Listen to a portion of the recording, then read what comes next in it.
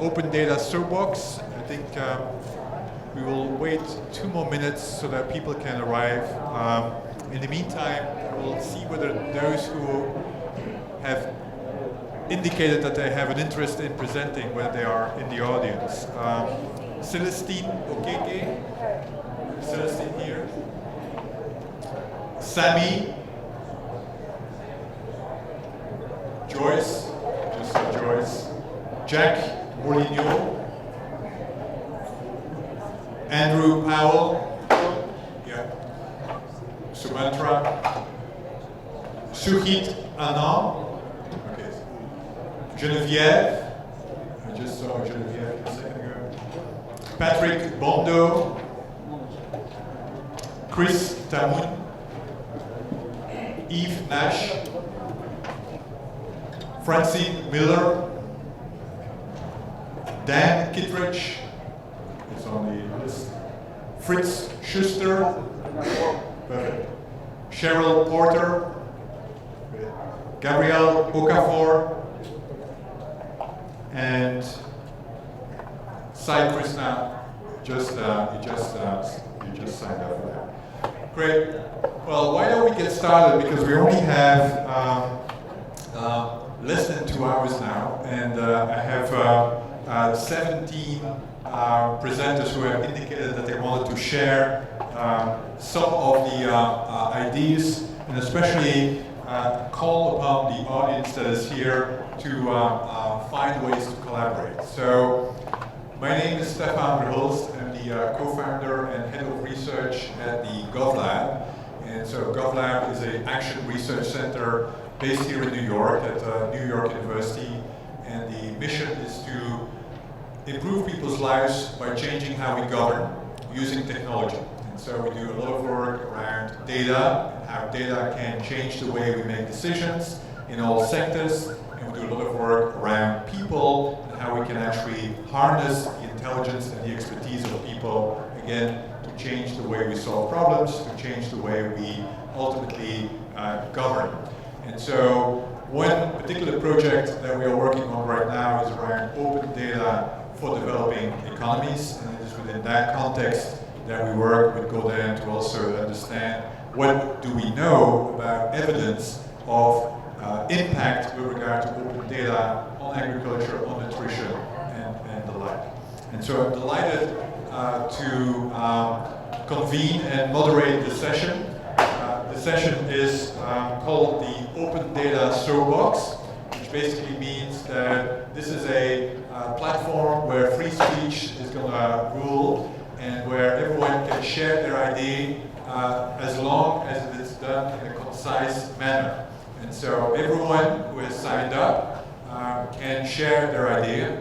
Everyone is tasked to do it in a 4-minute context. I will have and allow for 1 question if there are questions. If the question can be answered in 30 seconds, then you can answer. If the question needs to be answered in a longer form, then I suggest that this is the right moment to start having an exchange outside of the room or during the conference. So that's the way we're going to organize. Now, if we look at open data, then we basically can see that open data has 3 large value propositions.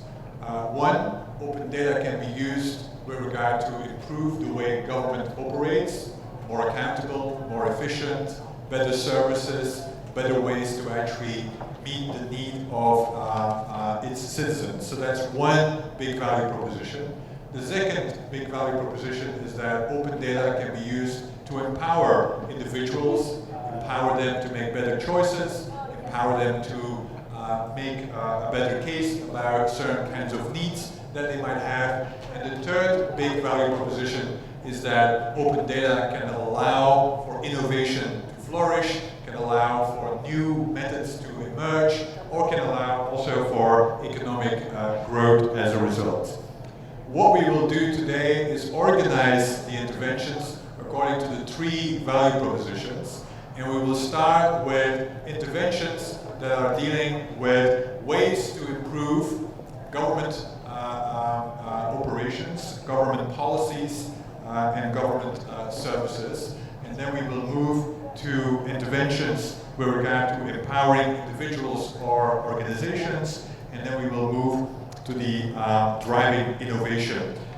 With the acknowledgement, of course, that many open data projects touch on all three quite often at the same time. So there's no like categorization that you're in or you're out. And so why don't we start with the improving government policies?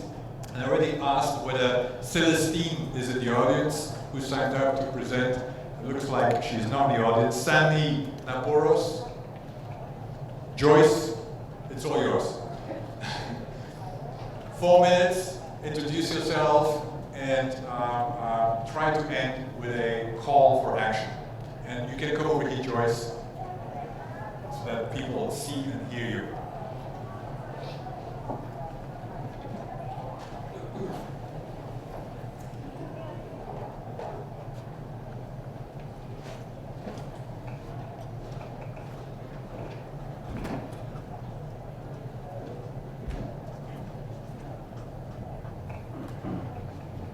Good afternoon, everybody.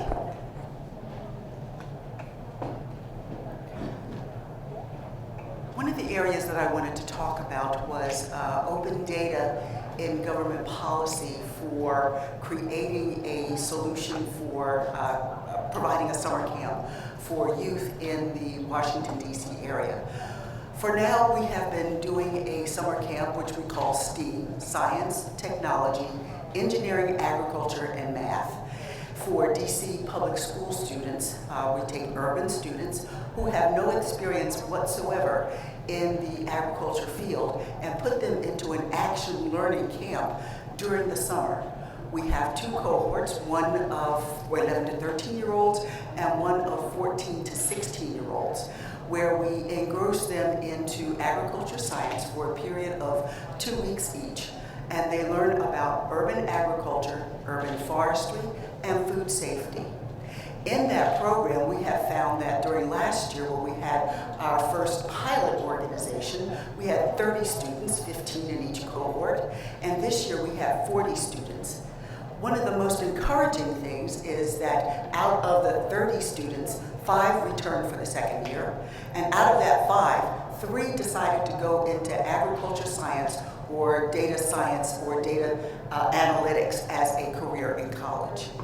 So we are thinking that this is a good policy for the government to adopt to be able to expand this to other agencies within the federal government, as well as provide this to federal government, other government agencies outside of the United States. We believe this is a good policy because it rides along with the President's policy on creating a 21st century economy and a 21st century workforce. We are able to take those students and encourage them and enlighten them on the benefits of agriculture.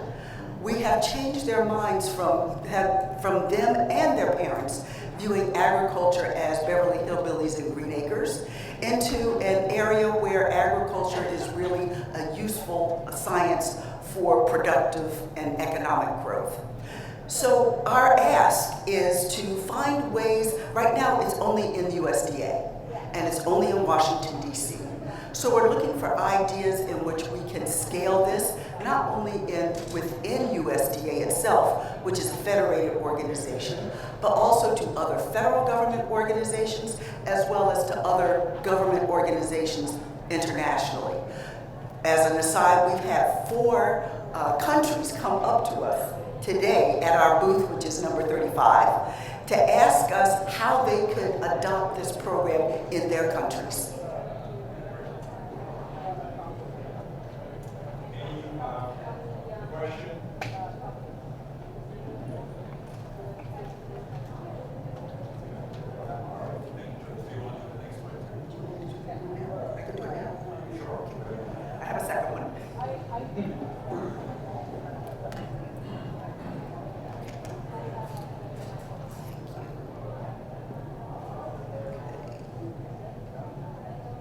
This is a brand new one, so I'm going to read this one. We are looking at reinforcing food security and empowering farmers in Kenya, as well as facilitating the development of a marketplace for produce for citizens and the creation of new and expanded job prospects in rural and impoverished areas of the nation for underemployment and at-risk young males in preventative measures toward violent extremism. In particular, the greatest economic opportunities will be enhanced for young Kenyan men currently working in the local transportation comprised of small motorbikes or bicycles, boda industry. Young men driving small motorcycles will expand the transportation of produce and agricultural seeds, supplies, and related goods within the local communities or between agricultural areas and city markets. The program objective is to foster the economic concept of logistics and specifically provide enhanced work requests, material movement focused on agriculture products that need to be transit from local farms to village centers where they can be sold at market and consumed by villagers in some sort, and encourage those deepest areas of rural, which only calls for women of the village to walk many miles from other local markets and on the return carrying heavy loads of vegetables. We like to call this the Uber of food delivery. The ultimate goal of this program is the establishment of localized hubs and spoke infrastructure among a greater number of market participants that puts more drivers to work on a consistent basis by hauling agricultural food within their home community while increasing farmers' ability to sell his produce and expanding the local economy and improving food security, as well as providing added benefit of increased nutrition, wages, and revenues among villagers. So we're looking for ideas on how to get this started and how to engage these network and hub and spoke infrastructures in Kenya. Great. Any questions with regard to the Uber for food delivery and security? Yes. When do you think that it won't be boda-bodas, it will actually be drones? That's an interesting concept. Well, with the boda, we believe that it's in a lot of that economy, it's personalized, so they get to know their drivers, and the drivers can actually carry a lot heavier loads. Right now, I don't see where the drones can carry those heavy loads of produce back and forth. Small packages, yes, but for the large loads, it's probably still going to be the boda drivers. Thank you very much, Joyce, and a great start for the Soapbox, two great ideas. Thank you. Thank you very much. Where we move to Jack Olino. Jack is correct. Sammy, okay, quick, Sammy, it's all yours. And we see what's happening. Thank you, members. My name is Sami Naporos from Kenya, and I wanted to talk briefly about data and programming and how they feed each other and how it improves performance and leads to service delivery and accountability as well. One, there's a very strong correlation between data and good data for that matter, data in all its attributes, that is quality, accessible, usability, and all the rest, you know that. And once you have data, then it's possible to develop robust M&E systems. Once you have strong M&E systems, it means that you have good performance, you are able to monitor specific indicators and achievements.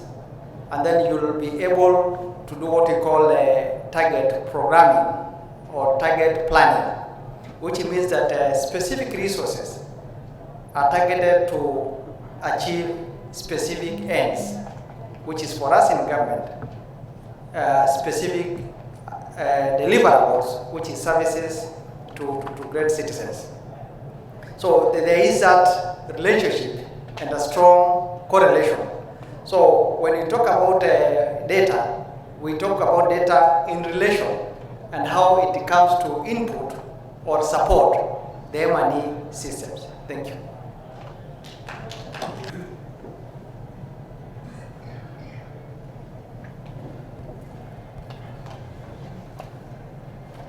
All right. Good afternoon, everybody. My name is Andrew Powell. I'm with Asia Biobusiness in Singapore, and we're proud to host the Rice Bowl Index Secretariat on behalf of Syngenta. The Rice Bowl Index was founded in 2012 by Syngenta, and is supported by the Frontier Strategy Group of Washington, D.C. The Rice Bowl Index uses open data to measure the robustness of food security systems in 15 countries in Asia Pacific. When I say robustness, I mean the ability of a food system to withstand challenges, be they natural disasters, be they policy changes in certain countries, or production challenges, etc. The Rice Bowl Index is not a measure of food security. The aim of the Rice Bowl Index is to inform debate, or promote dialogue. It's to also to break down the siloed thinking within governments, and to educate about the complexity of food security. And it also aims to inform policy interventions. The Rice Bowl Index can highlight where policy can be changed to improve food security systems. The index works using 4 categories of data, or 4 rubrics: policy and trade, farm-level factors, environmental factors, and demand and price. And these are all correlated into the Rice Bowl Index measure. Each of those rubrics has 8 metrics within them. And each of those rubrics can be tracked individually, but as I said, we can combine those to get a measure of food security, robustness. Now, why we're talking to you today is that we're interested in expanding the reach of the Rice Bowl Index within Asia, beyond the 15 countries that we work in now, and also ultimately into Africa. And we need partnerships to do that. The other thing that we would like to do is to, and we're continually getting requested to do this, is to help countries that we analyze already to dig deeper into those individual countries. Countries like the Philippines, Indonesia, and India are very large countries, and the averages that we produce for these countries are quite limited at this stage. And government wants us to help them use our models and our methodologies to dig deeper into their individual economies. So that is where we need partnerships, and I'll be happy to talk with you either now or later on to see how we can work together to improve the rights, the basic human right of food security in the countries that we work in. Thank you. Any questions? How do you, if you're going to form partnerships with other countries, and some of them don't necessarily have an open data policy, how are you going to gather the data for? Well, this is a part of the education process that we need to work with them to show them that there is a necessity for them to share data. And generally, we're not getting any sort of pushback. Well, you can't have that. It's just a question of getting access to that data. For people in the Philippines last week were more than happy to say, oh, we can work with you there and do that. But working with them, unfortunately, requires resources, and that's what we're looking for. Thank you. Yes, the index URL is simply www.ricebowlindex.com.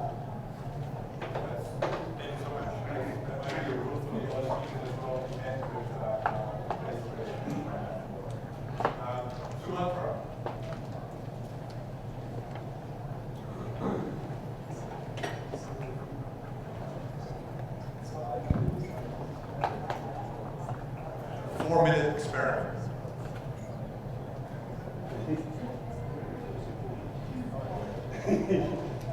Right, good afternoon everyone. So I'm Professor Shimon Traore, or Shimon for short. I chair the NEDPRO Global Centre for Nutrition and Health, affiliated with the University of Cambridge. And I'm here with my 2 colleagues here, Shivani Bhatt and Harrison Carter, who are part of our core team. So I noticed that in the email I received from the organisers, it said, "We look forward to your experiment." So I'm actually going to try and do an experiment for you. But just to give you a little bit of context before that, so some of the things that we care about very deeply are all of those aspects of data which feed into human health and better health outcomes. But if we think of better health outcomes as this pot of gold over here, and these three glasses that are lined up leading to that pot of gold, there are lots of different things that feed into health outcomes. But these three glasses represent three different pools of knowledge, which of course is dependent on data. So the first glass that I'm going to put in here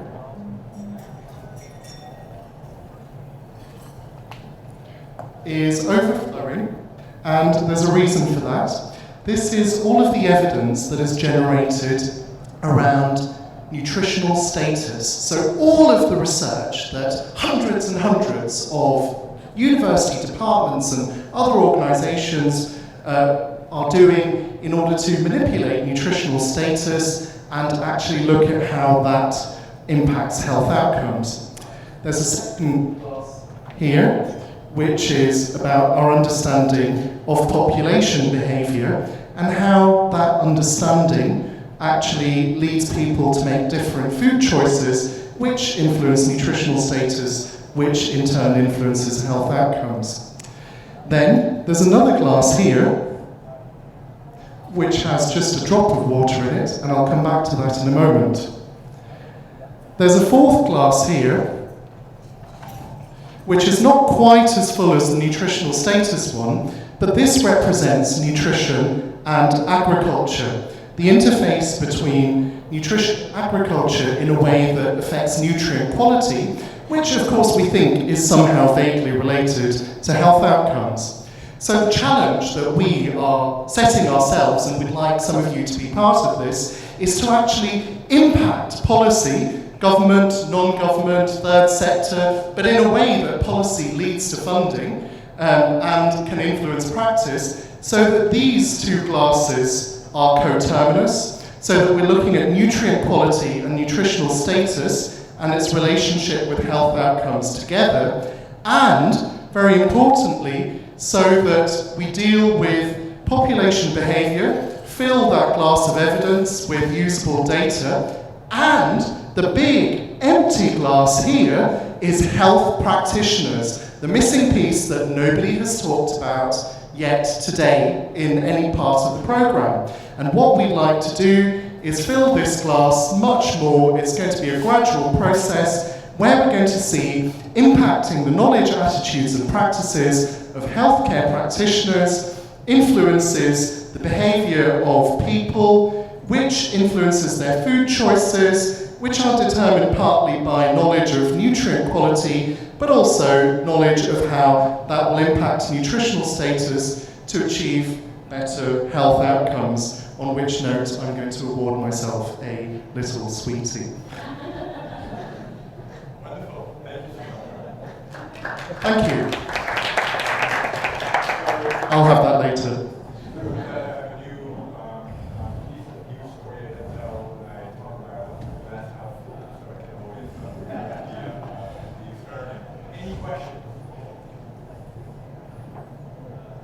So who would like to look at, not the glass half empty, but the glass half full, and help us fill the rest? And my able colleagues here and I will be happy to network with you after this to garner support, and we have some information which we will give out just after this. Thank you. There are more glasses if anyone is thirsty to collect. Let me try once more whether Celestine is in the audience, or Jack Morino. Not in the audience, so let's move on and move to the category of empowering individuals and organizations. And I have Sugit Anand as the first speaker here. Why don't you come over here?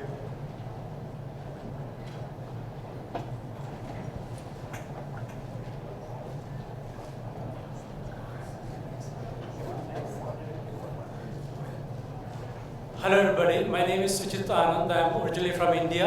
I right now work in the University of Nottingham in the UK. So my take on this is a bit different. I am looking from a capacity development aspect of open data. So why we decided to do that was a few years back. One of the things I realized was, we have all this open data stuff, but if you ask people, especially in developing countries, for the software, if it is on proprietary, high-cost proprietary systems, it becomes a big barrier. So what we decided was, we set up an initiative called Geo for All. You can go search for it. And we started I set up my first lab at the university 4 years back. And over the last 3 years, we have over 100 labs, research labs, established all over the world, all working to provide free and open source software, open data, open standards, and open educational resources for everyone. So the whole idea is we are able to do now train the trainer programs globally, which makes it much kind of scalable way of expanding this for the future. So I welcome all of you to go to Geo for All, and there is a section on training, and there are a lot of training materials available. There's software. So we set up a foundation called the Open Source Geospatial Foundation in the US. Basically, it's headquartered in the US, but it's global, and all the software you need for mapping and all the tools you need are all now available free and open for everyone to make use of. So we are very, very keen to make sure the message reaches to everyone so that they don't have to buy any software or any resources. They can make use of all these for free. Thank you very much. Any questions? Joyce, does that resonate with your first call? It seems like there's some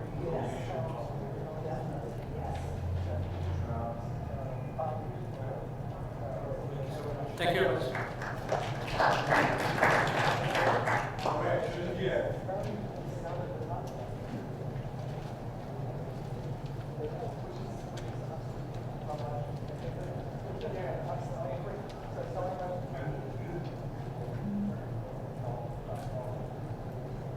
Hi everybody, my name is Jean-Pierre and I'm from AgriLedger.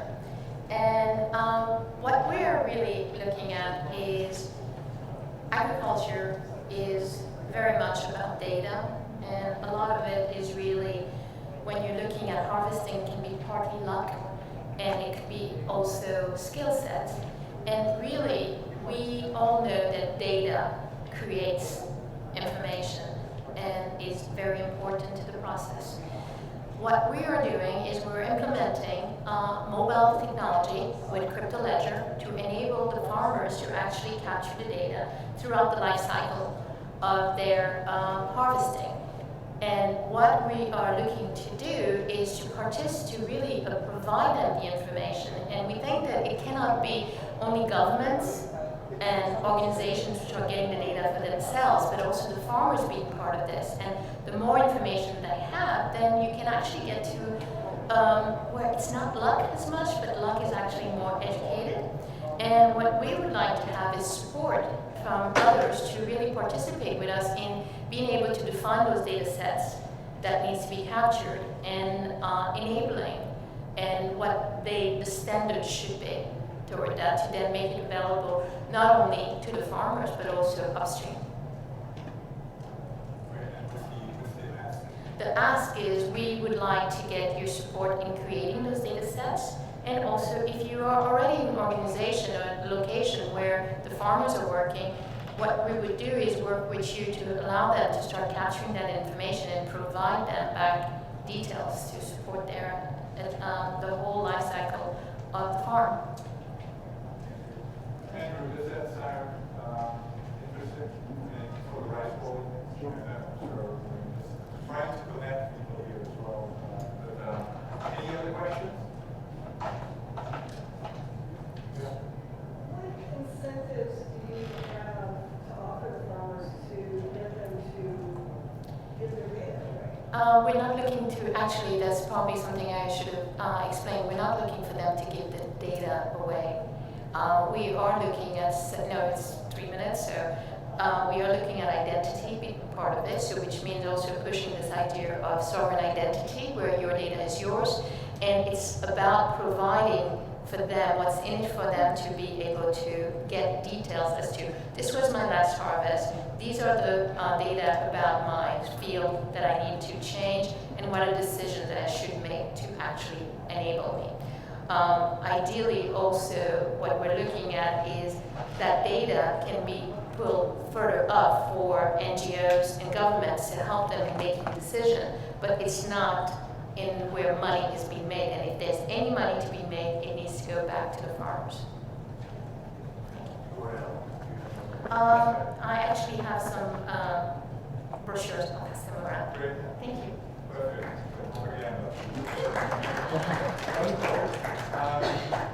Patrick Bolto.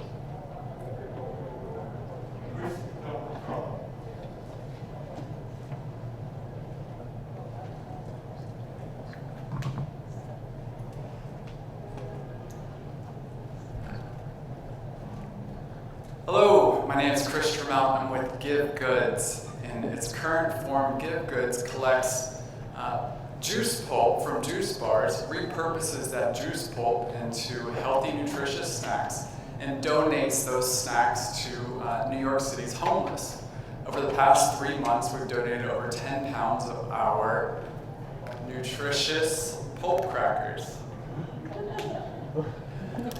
And we hope to soon expand our social impact by developing a line of healthy, money-saving, delicious gourmet products that will be marketed towards health-conscious consumers who are also very altruistic in nature through a buy one, give one subscription model.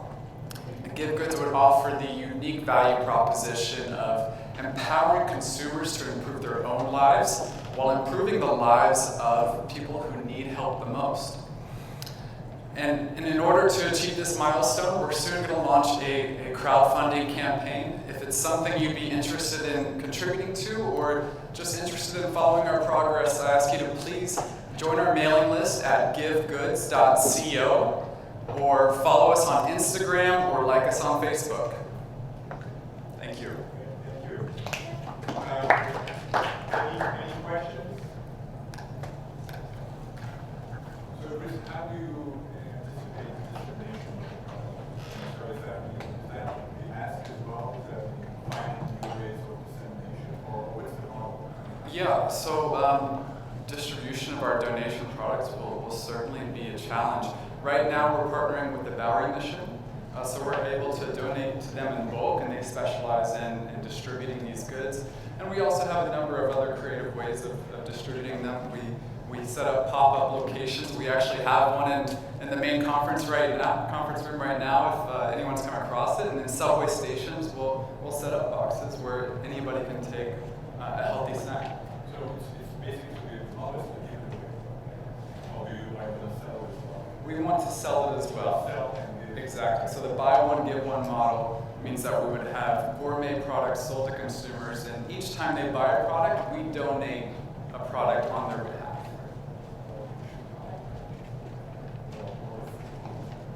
Okay, excellent. Thank you. Thank you.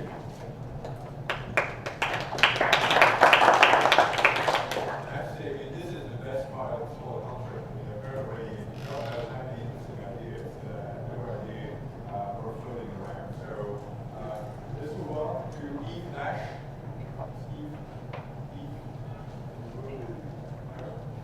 Francine Wheeler. Dan Kittredge.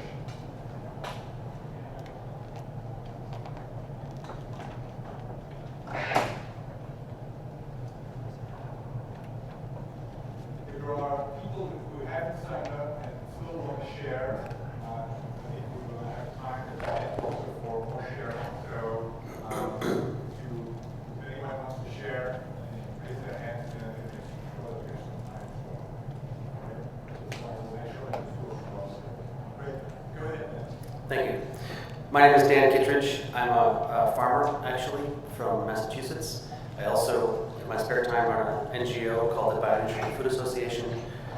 It's an organization focused on increasing quality in the food supply, and by quality, we refer to the nutritive aspects of food which correlate with flavor and aroma, those things that we as animals have evolved discernment for, which are not necessarily present at high levels in today's food supply. So as a farmer, I have come to understand that the healthier my plants are, the more nutritious they are, the more flavorful they are. Also, I guess that was a big deal. That was the answer right there. That's the kicker. My time is up.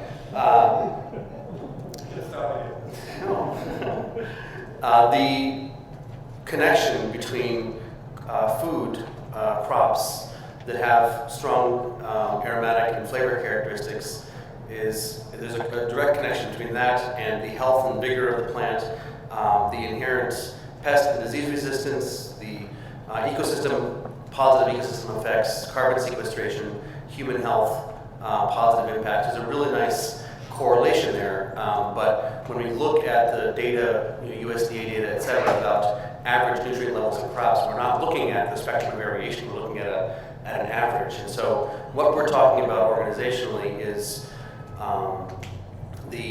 and what we would like assistance with, and when we come to this conference, is understanding the spectrum of variation in nutrition. What are the nutrient levels in a high quality carrot versus a low quality carrot, high quality rice versus low quality rice, et cetera. We know that there are some pretty dramatic biochemical markers, levels and ratios of compounds that are disparate there, but we don't actually know what the variation is. And the exciting piece that we're envisioning, we've been talking about for years and haven't seen come to pass, but seems entirely plausible, is a handheld tool that a consumer could use to go to the grocery store, to go to the farmer's market, wherever you purchase your food, and actually with a flash of light discern where this bag of carrots stands on that spectrum. The idea is that it's not that we don't have the answers to our problems, it's just that we don't have the leverage to drive them. And I spent my 20s as a bit of an activist, and I've become more, cynical?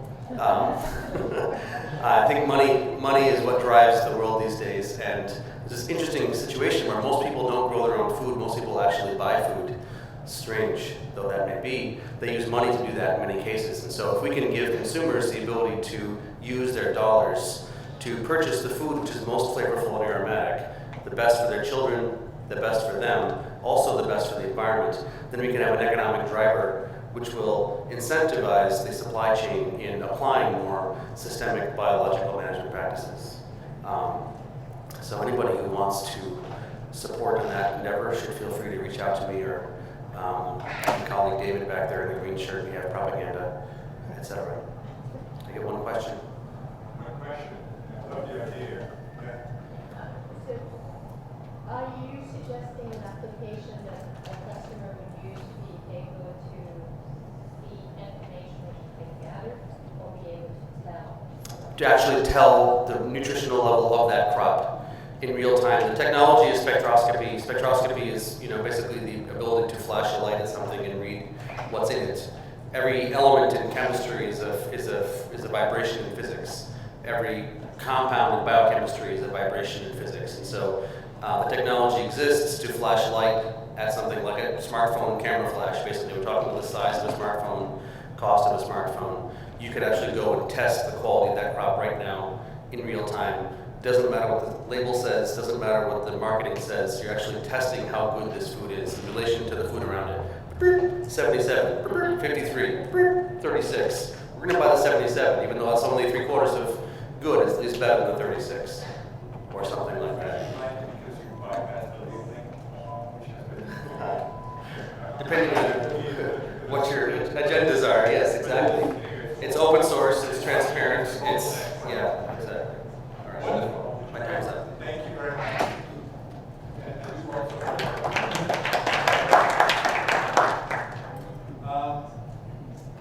Let's see. Some people have arrived, some people signed up, and some people that recently arrived signed up for the Soapbox. Let's move on. Fritz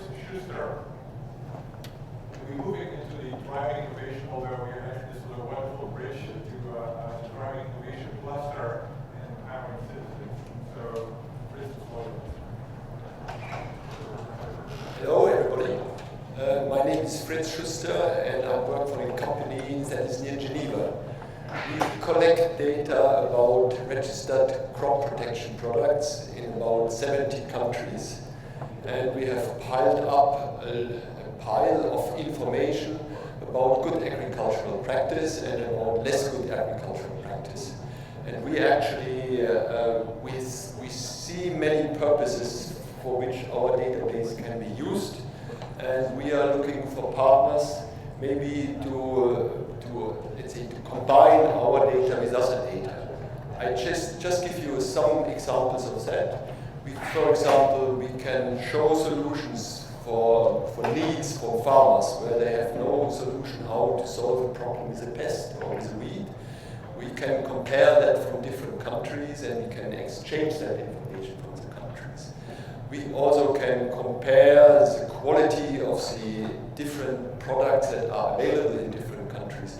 For example, if you have old products in one country, you can replace them with products that are healthier for the people and that are healthier for the environment. So you can see the differences and you can search the database by pest and by crop and find solutions that are better than the existing solutions.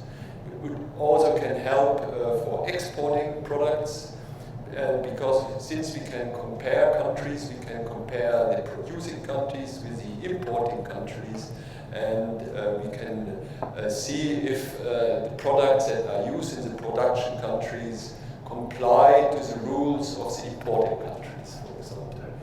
We have also other uses possible. Digital farming is a big word today. Our data is digitalized and it can be used for farm management systems, it can be used for traceability systems, and it can well be used for precision farming. So we have a lot of options to use our database which we are not able to exploit by ourselves, but we see a lot of opportunities to work with partners on that. Great. Wonderful proposition. Anyone interested in the proposition? Anyone have any questions? I'm just interested in the source of the data and what types of data are you providing? Yeah, as a source, we mainly use governmental data. That means we look at the ministry data, what they have approved in the individual countries. This is often not as much detailed as we wish, so we also go to the manufacturers and we look at the label information they give for when they recommend the products, how it should be used. And we collect very detailed data in many countries where we have the registered, we have the details about the product, we know the name, we know the active ingredients, the formulations, the company who is selling it. We know about the crops, in which crops they are registered, with which method they can be used and when they can be used, the crop stage, the pest stage. We try to find the dose rates, the maximum dose rates per season, the maximum number of treatments per season. We collect the pre-harvest interval, and we collect eventually as well the interval before you can go back into a field when the field has been treated. We also try to find the safety sheets. We try to collect these. This is quite difficult for many countries. And actually our database is still a little bit like a Swiss cheese. We have countries where we have everything, and we have countries where we just have a list of products where we know they are registered.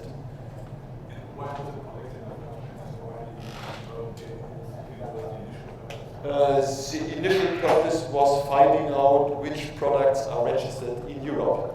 That was more or less a question from the industry, from the manufacturer industry, because in Europe, as you know, we have about 30 countries in 30 different languages.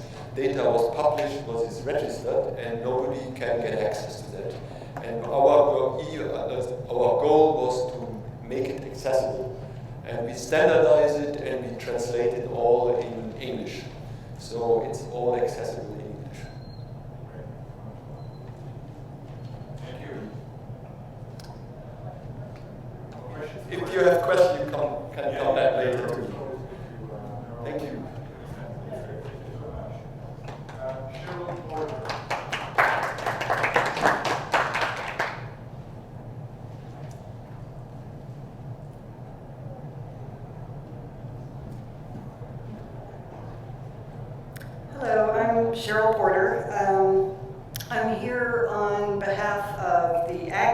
research project, and I'm also from the University of Florida, but I'm representing AgMIP today. And AgMIP is the Agricultural Model Intercomparison and Improvement Project.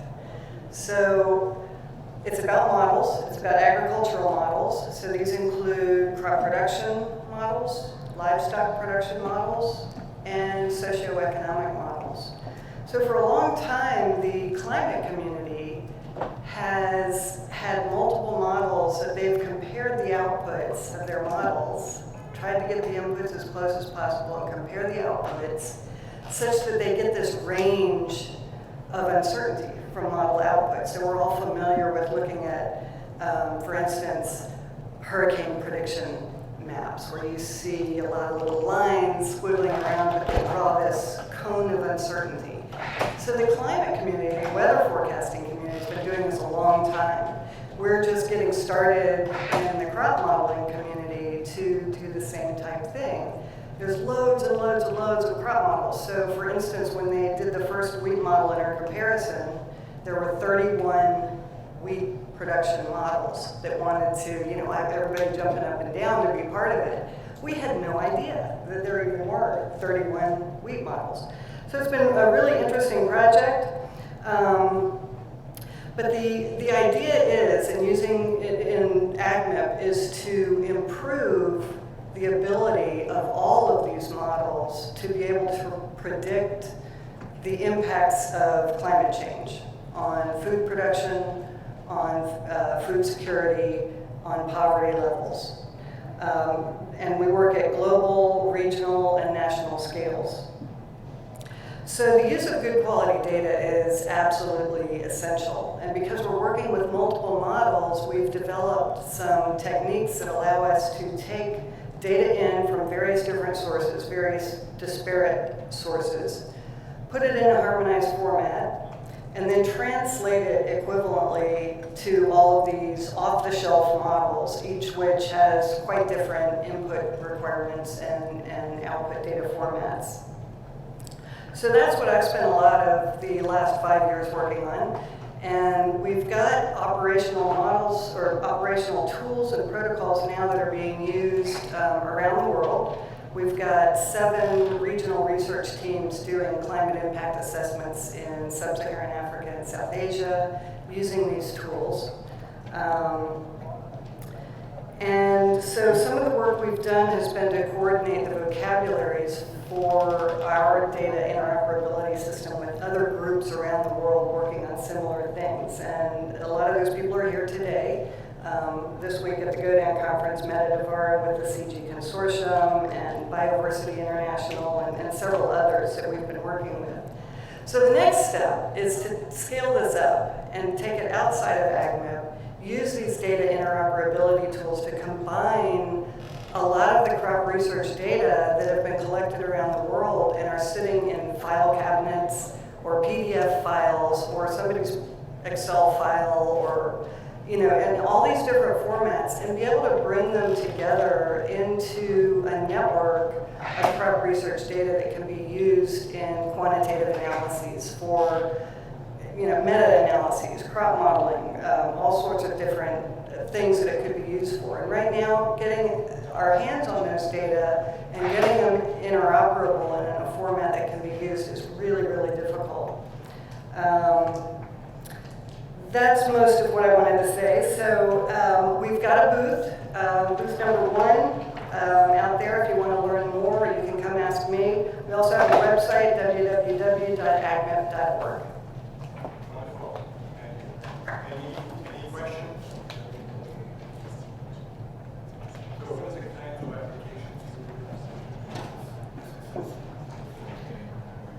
Well, the AgMIP project, the models are being used for regional climate impact assessments. And so part of that is to look at the range of impacts of climate change on farming systems. And so they take an existing farming system in a region, and then they superimpose climate change. And you can do that easily with a model. You can add scenarios and look at all sorts of things.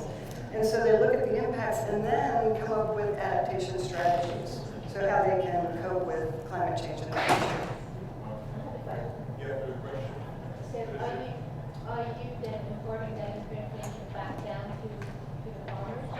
Yes, so that's not my part of the study, but we have a whole army of stakeholder liaisons that work with their stakeholders in their region. So these are people that are working on working with policymakers and government officials and so on to not only discuss what to do about the impacts, but to develop the adaptation strategies. So yeah, that's a huge part of the project.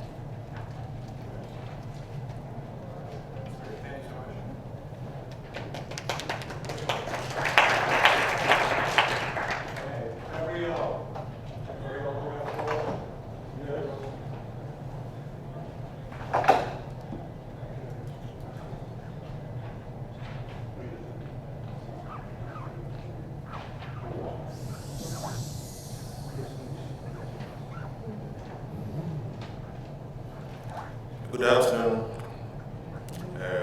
ladies and gentlemen. I'm from University of Nigeria, Nsukka, the Department of Food Science and Technology, which is embedded in Faculty of Agriculture.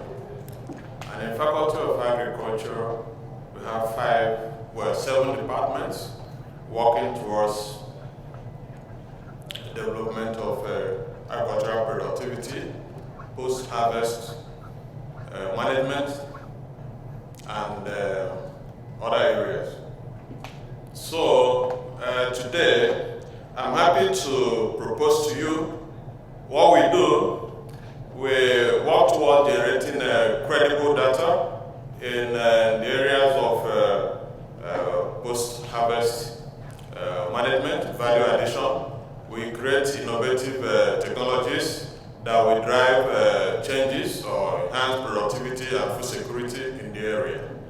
We've been in this business for long. Most of the technological innovations we've generated are on the shelf, and nobody comes to tap them. So we also have a little challenge in terms of provision of modern laboratory facilities to enable generation of credible data, authentic ones. Some of our students do travel to very far places, or to have access to a good laboratory equipment to be able to generate credible data. So that has been a challenge that we'll be happy to, if we can get collaborators that will assist in that area, help in generating data. And we are also thinking of popularizing some of the data we have, especially in the nutraceutical area. There are some food materials or items with traditional claims of doing this or doing that, either reducing blood sugar or boosting the fertility or this and that. So we're also bringing that into the research and trying to prove the efficacy of the use of such plant material in addressing those medical challenges, and we've been generating for some success. So I would like to extend that to relevant areas. Those who are interested in some things would like to partner with them. And we also want to have a pilot data mining group that will also identify similar local technologies that are effective but are not used or not being applied in places where they ought to. So those volunteers may also be part of the 40 program. The 40 they are moved to the field, and the field for a year. That field work could be extended if there is interest in such data to go and identify farmers with a peculiar technological solution, and then popularize, make it available eventually when it is there. And finally,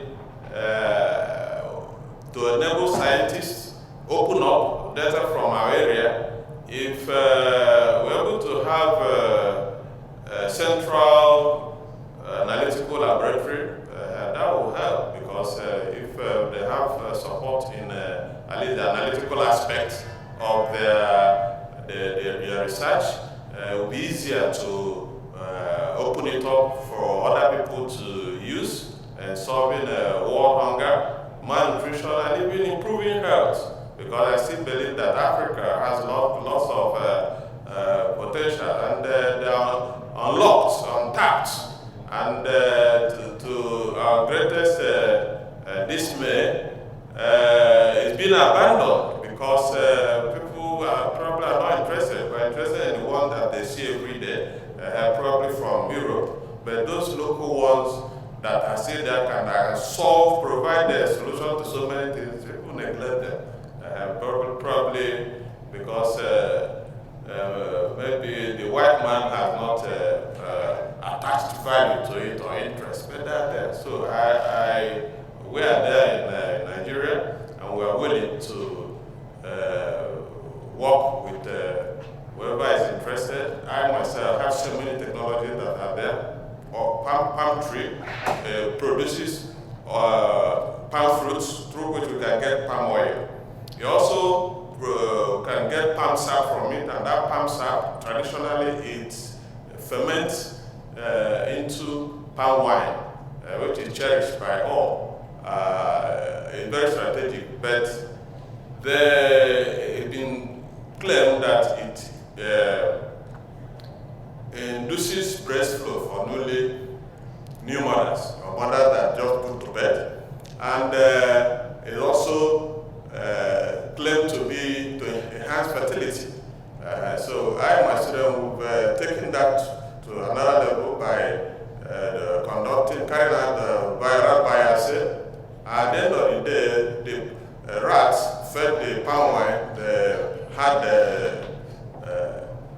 higher number of crops compared to the control.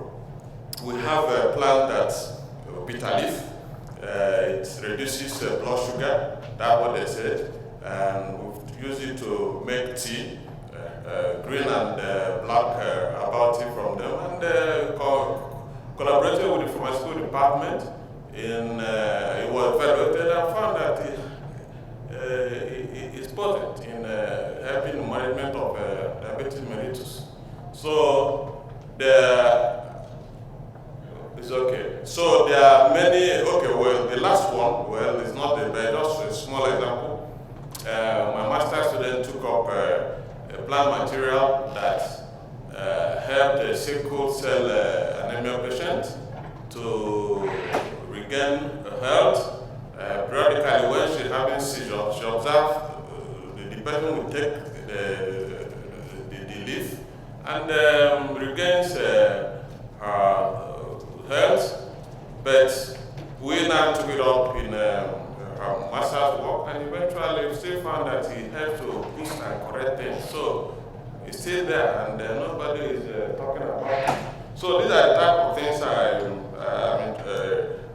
I'm willing to propose and seek collaboration. Thank you. To the website that people can find out more, well, we have University of Nigeria has a website, quite alright, but I'll give my card to whoever if he's interested. Maybe raise your hand, I'll come to you. Thank you.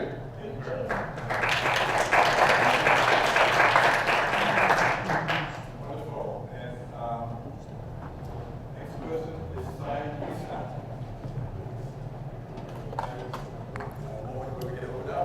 Terrific, thank you. My name is Siobhan Green, and I am the owner of ICT for D company. We work a lot with the foreign assistance community based in Washington, D.C.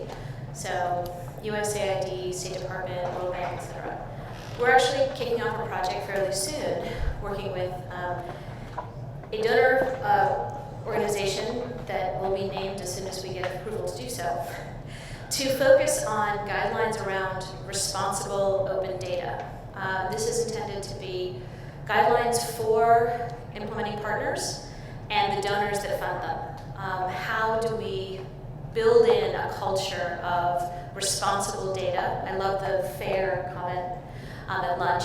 How do we build that into how we do international development? So one of the things we're looking at is inherent tensions between transparency, performance, and security and privacy.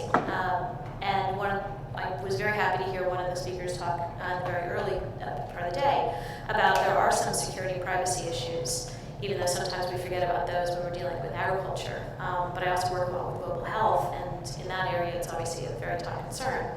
So what we're looking for and what I'm asking from you is we're going to be starting this fairly soon, probably in October, and we're looking for case studies, written examples, research on best practices around responsible data, what kind of really rubber hits the road kind of guidelines, both best practices as well as, oh, please don't never do this again.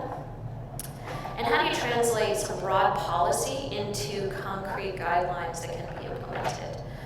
We're also looking for examples of how do you socialize the culture of data for decision making. Because one thing that we've discovered is that collecting data, even really good data, is useless if it's not actually being used. And you can create a virtuous cycle of getting good data to a certain quality, people start using it for decision making, then they start demanding more data. And how do we actually build that system, and how do we do it without breaking the bank? And this is across the entire foreign assistance community. I am looking for agricultural examples, quite specifically, but we're not closing the doors on any. So to reach me, I've got my business card there. My company is Sonjara, sonjara.com is our website.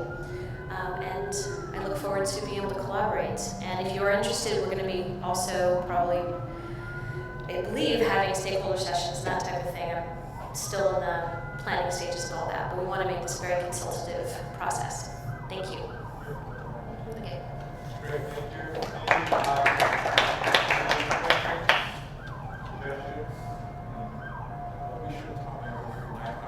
Oh, thank you.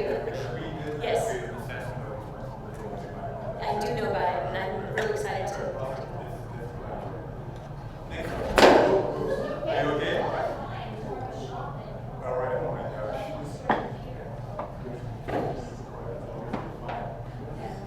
All right, there's a health hazard here. We need to tell people, be careful. All right, go ahead. Thanks very much. My name is Fraser Brown. I'm a consultant in innovative finance. I'm very pleased that my work's given me the opportunity in the past few years to stand in many fields beside many smallholder farmers who've been mentioned a lot so far today, which is great.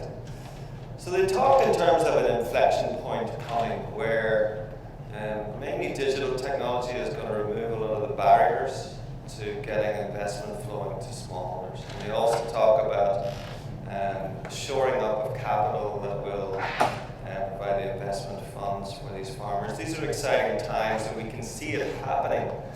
But what is going to happen should this happen? Should $400 billion, as the estimate, find its way into smallholders?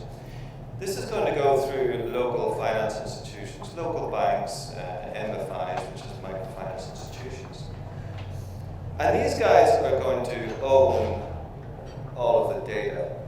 They're going to know what the farmers are growing. They're going to understand food security better than anybody. And they're going to know critically how successful and how effective these farmers are at growing this, that, and the other. They're going to own very, very rich data. And do we go to them, these commercial organizations, these banks, of course, whom we all trust so well, and ask them to be fair about open data? The reason for jumping up is wondering, is there an alternative way? Could we, and by we I mean civil society, act as an intermediary between smallholder farmers and this flood of finance and the finance community? Could we educate farmers that by the value of their data, by the importance of open data, and could we act as this intermediary where the civil society collect the data and the data is given to the banks under certain terms? Then we would understand what is growing, we would understand about food security, and we would understand how successful the farmers are. We would even have so much data that we could package this data and describe how successful these loans are, whether it could be asset-backed securities. We could use that to build a case for ever-increasing and accelerated flows of finance to the farming community, something that will not happen if little banks do it one by one. So I wanted to jump up and ask this prestigious community, is this idea mad, or is this a good idea? That's quite a proposition. Any reactions? What do you think? Actually, I think it's very much in keeping with what I'm trying to do. By putting it into the blockchain, I'm creating a type of security and also the encryption that is necessary to where the partaking or use of that data does belong to the farmer and there is a kickback to that. And also I think it's imperative for us to have learned from our mistake in providing our data for free to actually shore them up. So I'm not sure it's so much education. With the advent of the mobile phone, on the smartphone, and also what's happening in identity management, you can actually look at protecting people and having their identity protected rather than open to all. Yeah. And to what extent are you already in touch with fintech environment and sort of the financial tech community as well? Innovation needs to be financed, credit provision as well. Yeah, exactly. So I mean, we have no doubt that fintech is going to work this out and is working this out. But the reason I come here is the concerns around the open data. That's open data means free data.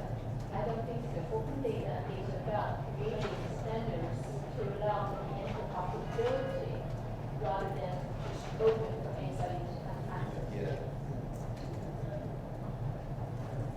Thanks for listening. Great. Any other information? Any other? Are you speaking? Yeah, please come forward. Another question? Yeah.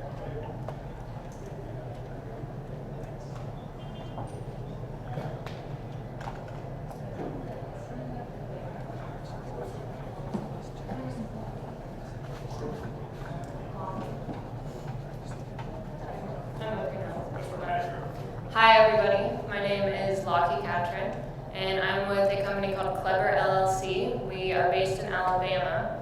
We're the first US company approved to manufacture tractors in Cuba. So if you ever see anything about tractors in Cuba, that's us, we're the only ones. So you can look that up or we can talk about it later.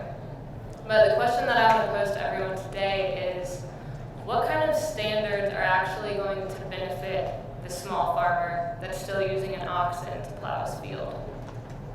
So when we look at what's happening today with the small farmers, well, we all know that we're here because we care about global food security, right?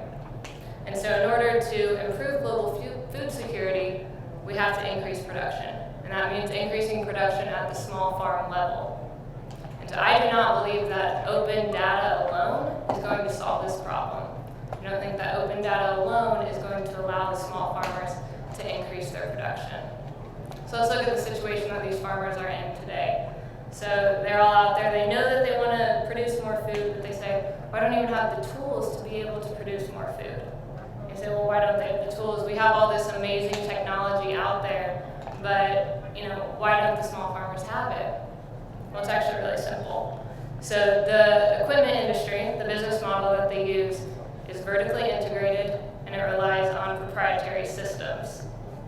So with these proprietary systems and the business model they're using, the small farmer will never be able to afford the equipment that they produce. It's all very high tech, and because they're using all proprietary parts, the prices are just way too high.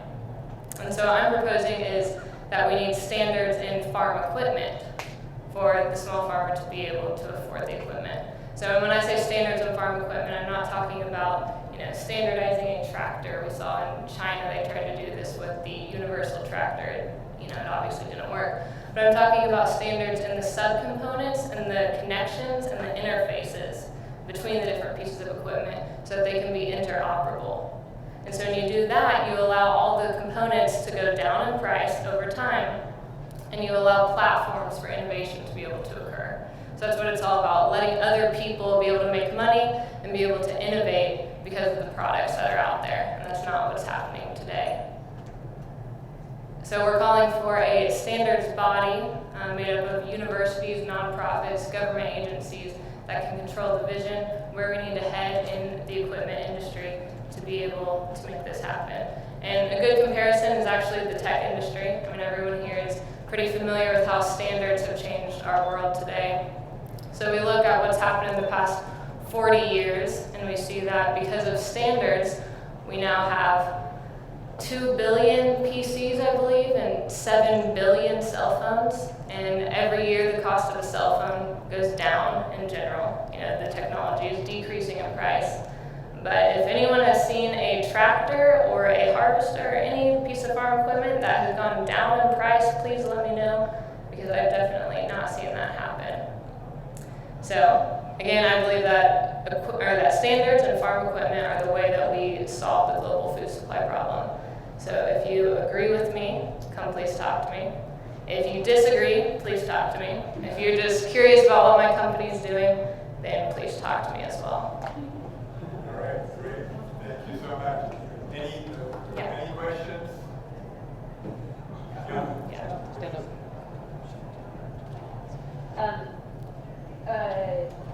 So this is really interesting what you're working on, and I'm actually curious overall how we're capturing these ideas.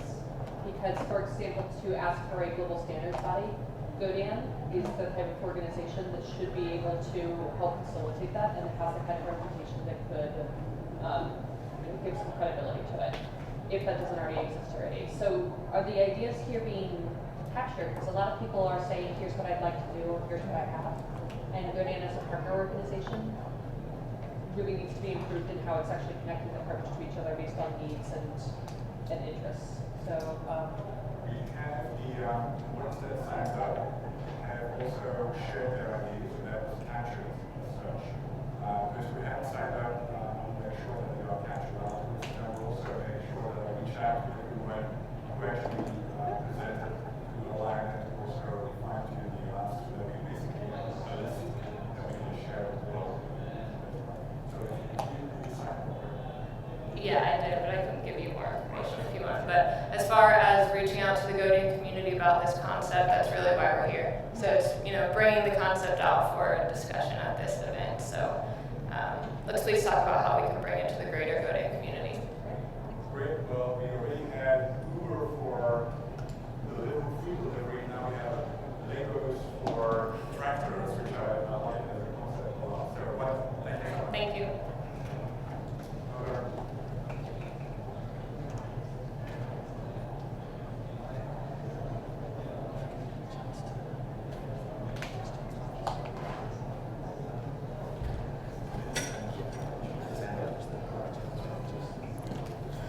Thank you very much.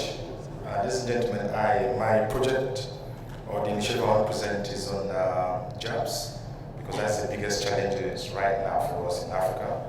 As you all know, that Africa is a continent of extreme wealth and extreme poverty, but young people are the powerhouse of every African nation.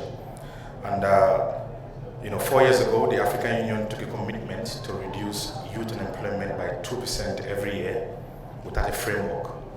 And actually it's on the opposite, because every year youth unemployment increases by more than 2%.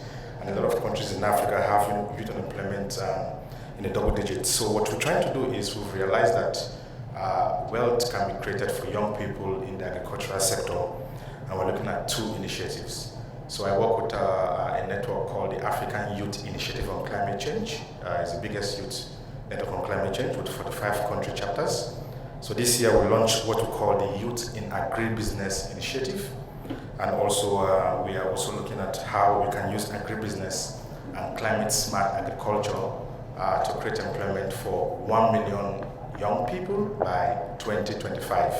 And how do we do that? We're planning to usher in agripreneurs, 1,000 of them by 2020, so that they can in turn create 1 million jobs for young people. And what would that respond to? It will lead towards the achievement of what we call the Comprehensive African Agricultural Development Program, which is the framework for agriculture in Africa, and also the Agenda 2063, which is our vision for the next 50 years in Africa. and also SDG 8 that talks about decent employment. And what are we asking for? We're asking for access to finance and capital, and of course investors, and also capacity building and training is a big problem. I mean, a lot of the young people we talk to, they have land, but their challenge is always finance and capital, but also training, and of course the technologies to make sure they translate their ideas into action and create wealth in agribusiness. Next month, we're having a conference called the African Youth Conference on Climate Change, taking place in Nairobi, Kenya, from the 13th to the 15th, and it's the second edition, and we're looking at a solutions kind of conference where young people come with their ideas on how to revert the threats of climate change, but also taking opportunity to develop the extent of climate change and looking into agribusiness and agricultural development. Our website is www.ayicc.net, and I'm available for any questions and discussion. Thanks.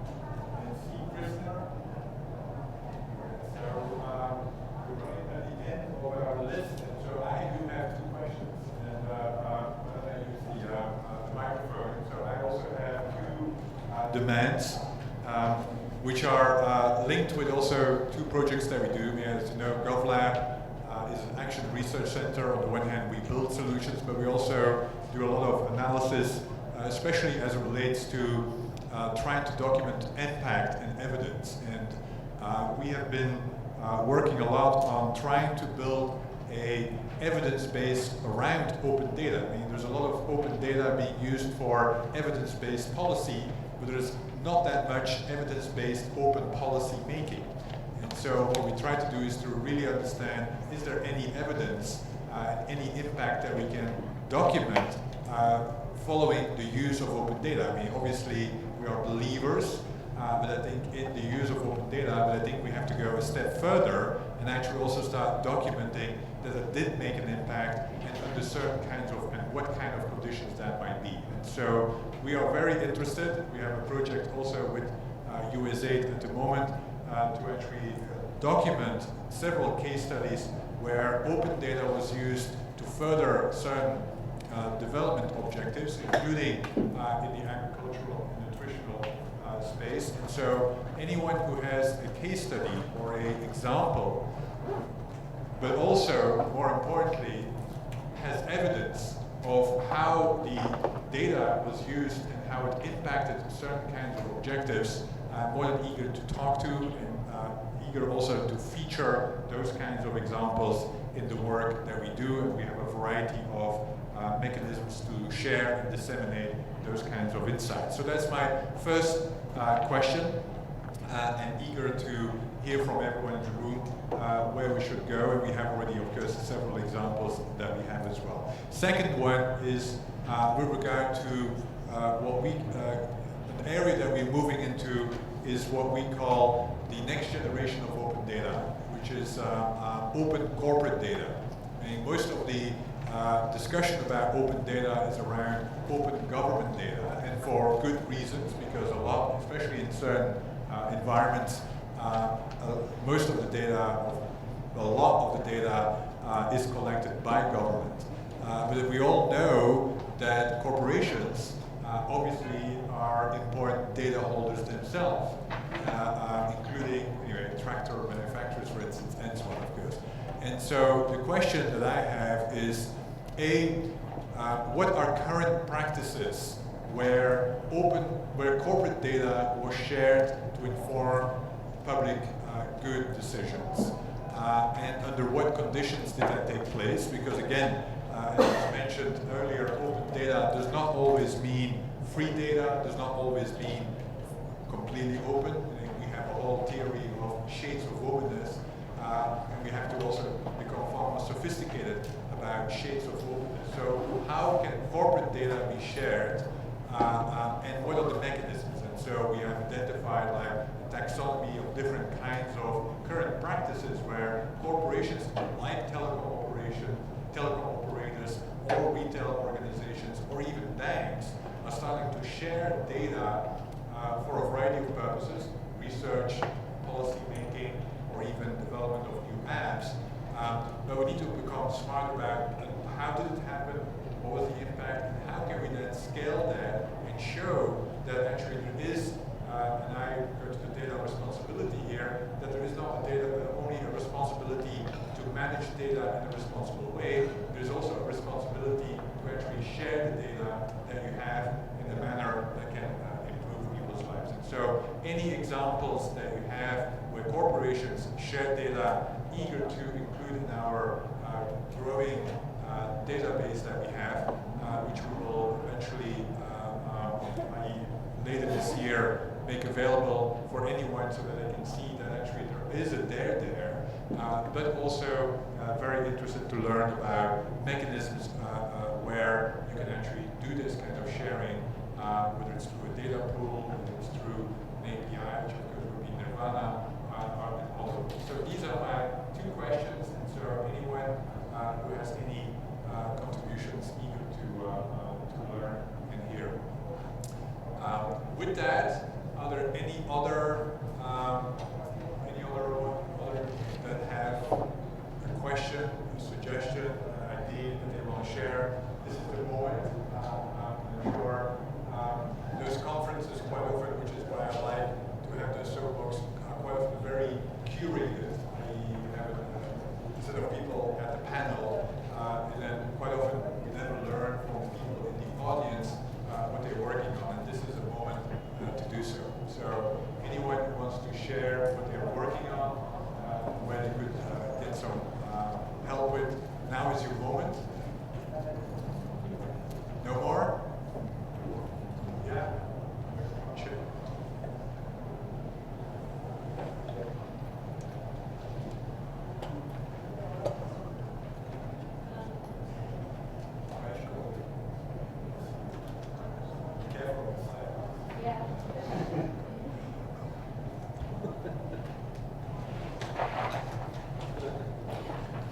Hi, my name is Rini Kamal, and I'm a data journalist. And okay, mine is more of a rallying call to everyone, and I thank you for this great opportunity.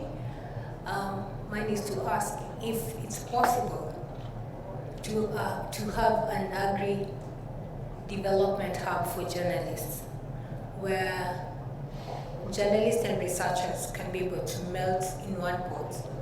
And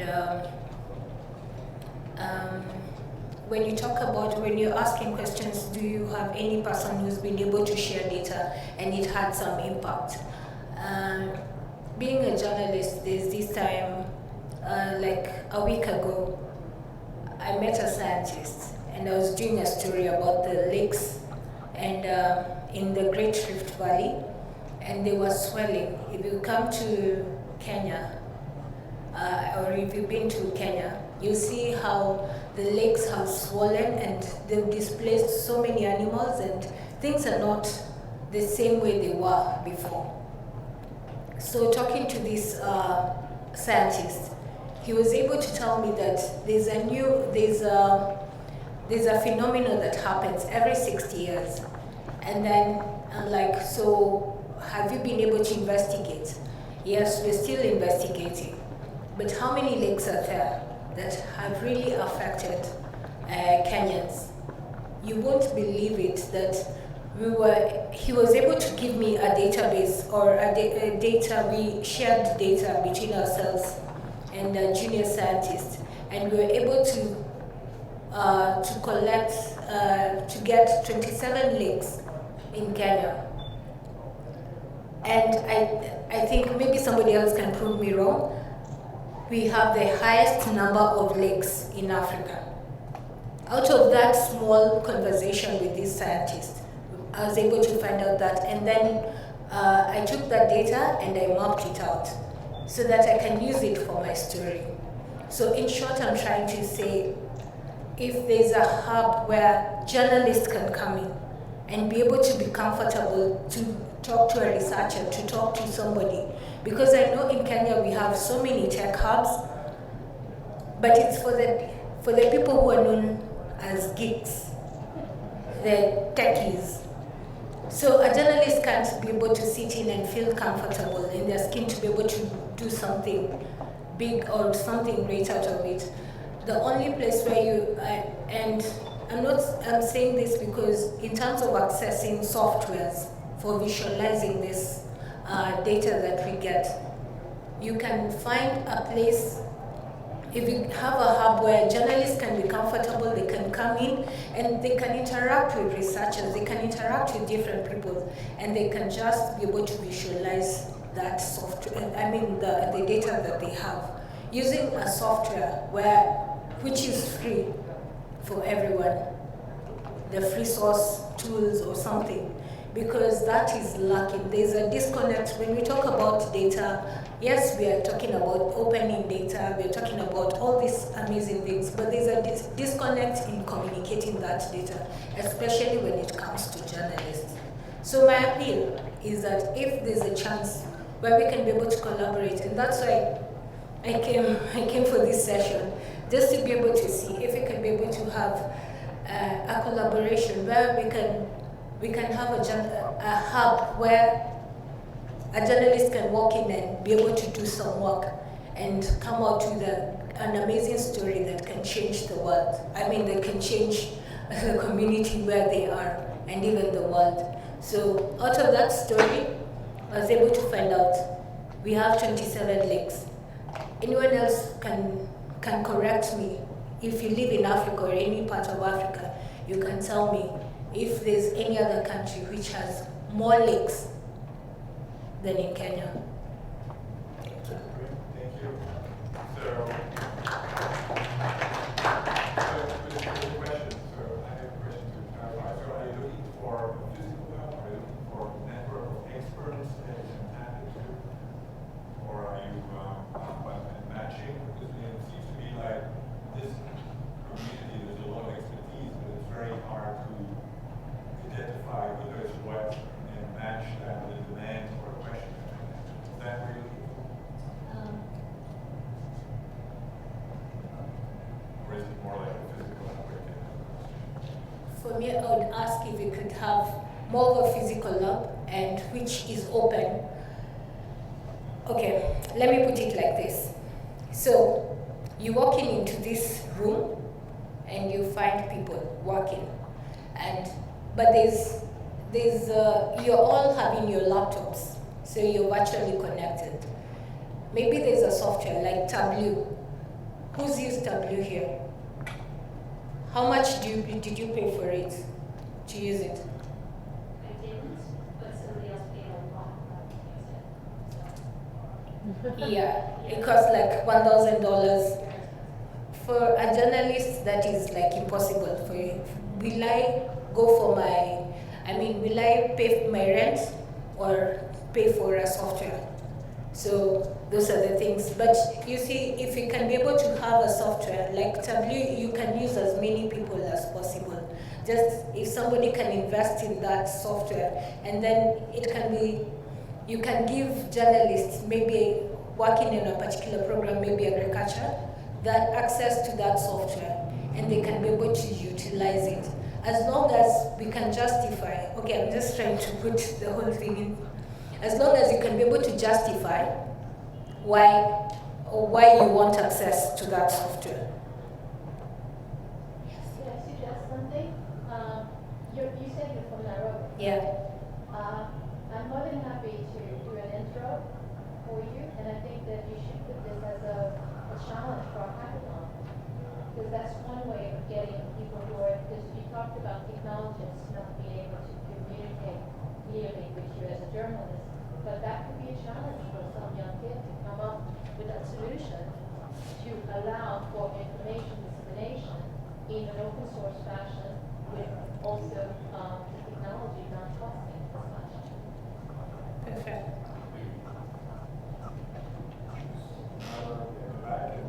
Yeah. Just to add up to what she said, in the case of Ghana, what we have done very well is we try to bring both the tech and the we will make a journalist come up with a story, and then we talk to the tech guys, and then based on the story that you have come up with, the tech guys will sit down and come up with an idea. Get an innovative kind of application to solve a particular problem.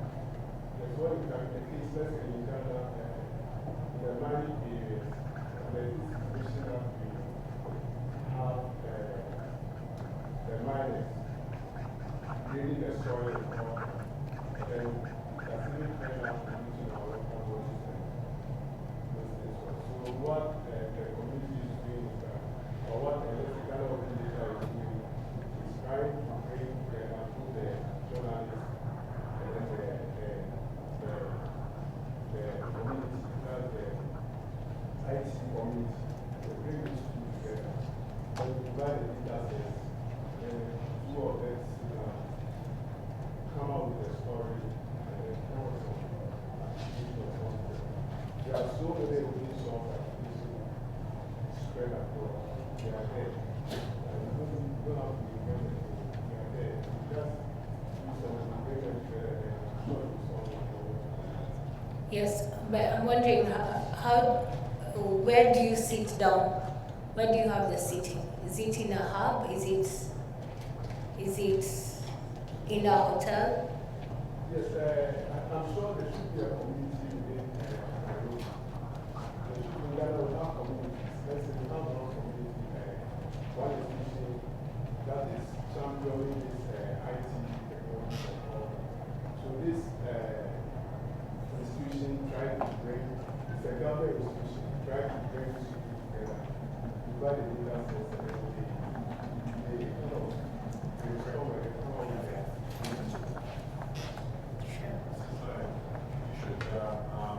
Take this further to the next level, but this was great. Thank you so much. Any other,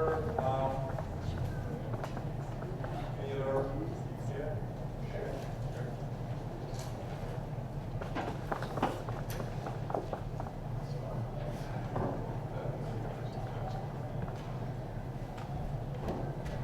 My name is Alex Howard from the Sunlight Foundation. I'll make this pretty short and sweet. We've recently been following up with Freedom of Information Act reform here in the United States. There is a Release to One, Release to All pilot program that the Justice Department just finished. And now they're proposing extending it to the nation writ large and will be issuing some rules in January. The Office of Information Policy is actively soliciting feedback on that policy. How does this relate to open data? Straightforward. We think that every time there's a Freedom of Information Act request, it should be used as a demand signal for the release of open data. For the past 10 years, which is more or less the path of the Sunlight Foundation's existence, we've been advocates for open data. We've been advocates for the Freedom of Information laws enacted around the world as cornerstones of democracies.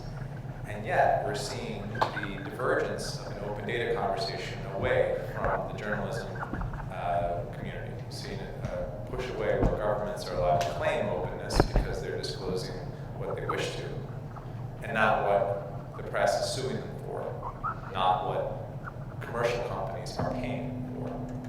The bulk of Freedom of Information Act requests from many federal agencies comes from commercial requesters.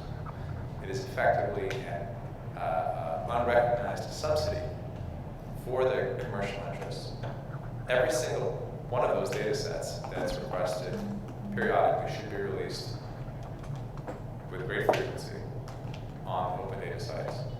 So as you go out to your respective countries, cities, and states, I encourage you to make sure that your open data asks are implicitly connected to the access to information laws that exist on the books. Those are the rights that the people have. And the extent to which we allow open data to be a separate conversation from freedom of information, we're doing not only the press a disservice, but the public as well. Great. Thanks so much. Was that a reaction question? I'm just curious, Alex, so you're taking the journalism perspective, and I think the people that were at the opening, Carrie was taking the human rights perspective too. And I think one of the pushes that the open data movement community has had is how can we convince governments to want to be transparent without saying that you're doing your job badly, so we need to have greater transparency, or you're being corrupt, or there's something that we need to expose. But instead, what we've been trying to say is that if you are more transparent, you're more efficient, your job is done better, you save money, and so there's been this kind of push to have that carrot rather than. So I'm curious what your perspective is on that, and especially as a journalist, like what do you think is the best? Well, I'm firmly wearing an advocate's hat now, right? I've been in advocacy journalism world now for some time, and what I'm talking about here is, I think, a pretty clear trend where governments are claiming openness without being that way. I appreciate the arguments towards efficiency, effectiveness, the internal discussions that you have to have with agencies to explain why they should do this. I do think that the campaigners who focus only in those areas are doing harm to traditional good government goals, and I think they dismiss the reality of corruption around the world and the reality that governments often do not want to release data that puts them in a bad light, much less reveals corruption. And this is, I think, a huge issue in the extractive industries world, but it also persists in the pharmaceutical and agribusiness space as well. That's why having these laws on the books matters, and that's why lawsuits matter in free, fair, and open courts. Why judiciaries really matter in this space, because they adjudicate disputes over data and the kind of licensing issues